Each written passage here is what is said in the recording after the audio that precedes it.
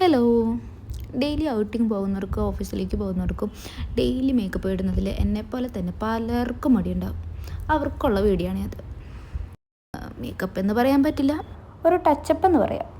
ആദ്യം തന്നെ നിങ്ങളുടെ സ്കിന്നിൻ്റെ പ്രിഫറൻസ് അനുസരിച്ചുള്ള ഏതെങ്കിലും സിറം യൂസ് ചെയ്യുക. ഇവിടെ ഞാൻ യൂസ് ചെയ്തിരിക്കുന്നത് വിറ്റാമിൻ സി സിറാണ്.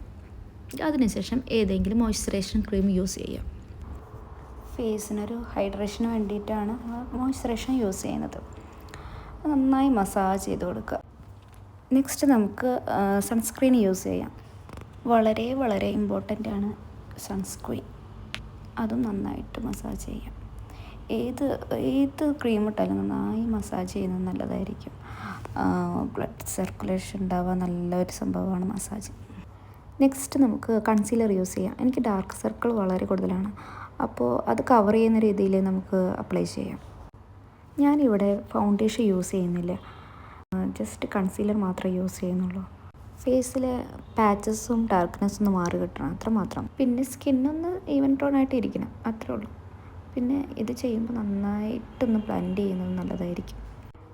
നെക്സ്റ്റ് നമുക്ക് ഐബ്രോ ഒന്ന് ഷേപ്പാക്കാം. ഇവിടെ ഞാൻ കാജൽ തന്നെ യൂസ് ചെയ്യുന്നത്. എൻ്റെ കയ്യിൽ ഐബ്രോ പെൻസിലൊന്നുമില്ല, അത് വെച്ചൊന്ന് ബ്രഷ് ചെയ്ത സംഭവം ശരിയായി. പിന്നത്തെ സ്റ്റെപ്പ് മസ്കാര.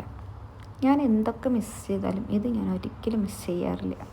പൊതുവേ ഞാൻ ഐലൈനർ യൂസ് ചെയ്യാറില്ല. നെക്സ്റ്റ് നമുക്ക് കാജൽ യൂസ് ചെയ്യാം. വളരെ കുഞ്ഞ് കണ്ണായതുകൊണ്ട് താഴെയും മേലെയും നമുക്കൊന്ന് ഹൈലൈറ്റ് ചെയ്യാം. നെക്സ്റ്റ് നമുക്കൊന്ന് ബ്ലഷ് ചെയ്യാം. ഫൈനലി നമുക്ക് ലിപ്സ്റ്റിക് ഒന്ന് അപ്ലൈ ചെയ്യാം. ഞാനിവിടെ ഡാബാണ് ചെയ്യുന്നത്, സ്പ്രെഡ് ചെയ്യുന്നില്ല. ഒരു നാച്ചുറൽ ലുക്കിന് വേണ്ടിയിട്ടാണ് ഡാബ് ചെയ്യുന്നത്.